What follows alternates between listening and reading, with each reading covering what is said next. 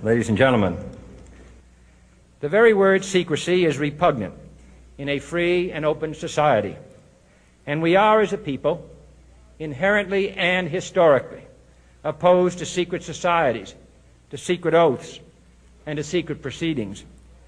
We decided long ago that the dangers of excessive and unwarranted concealment of pertinent facts far outweighed the dangers which are cited to justify it.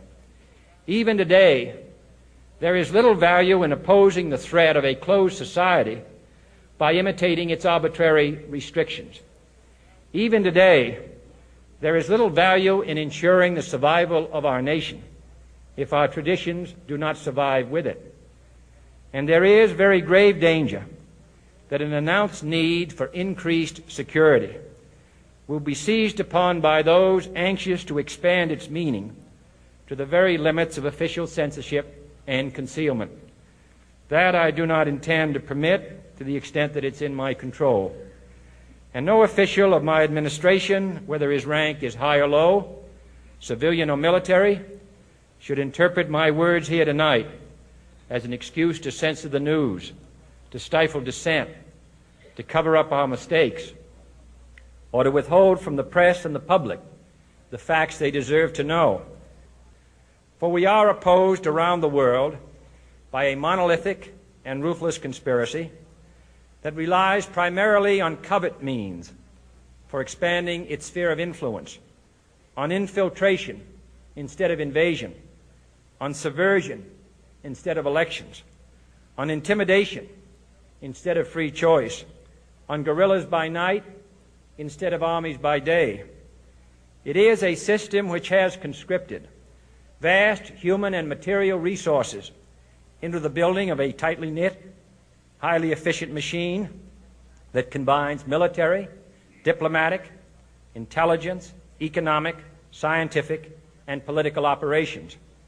Its preparations are concealed, not published. Its mistakes are buried, not headlined. Its dissenters are silenced, not praised.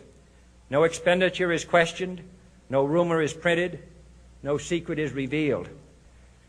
No president should fear public scrutiny of his program, for from that scrutiny comes understanding, and from that understanding comes support or opposition, and both are necessary. I am not asking your newspapers to support an administration, but I am asking your help in the tremendous task of informing and alerting the American people. For I have complete confidence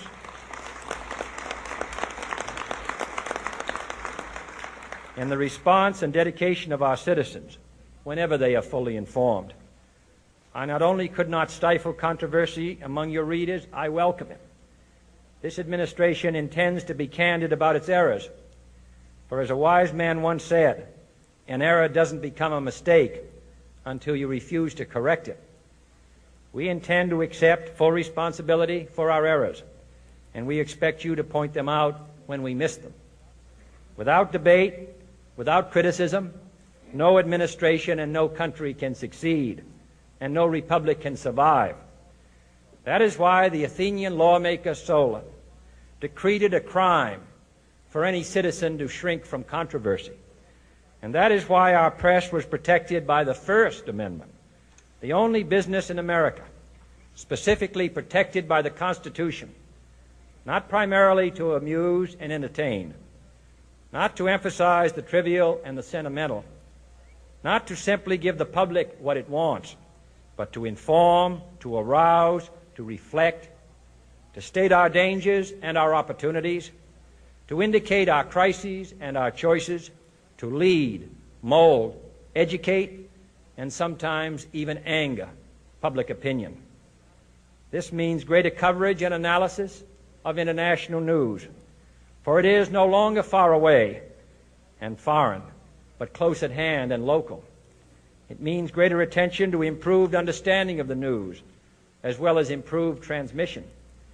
And it means, finally, that government at all levels must meet its obligation to provide you with the fullest possible information outside the narrowest limits of national security. And so it is to the printing press, to the recorder of man's deeds, the keeper of his conscience, the courier of his news, that we look for strength and assistance, confident that with your help, man will be what he was born to be, free and independent.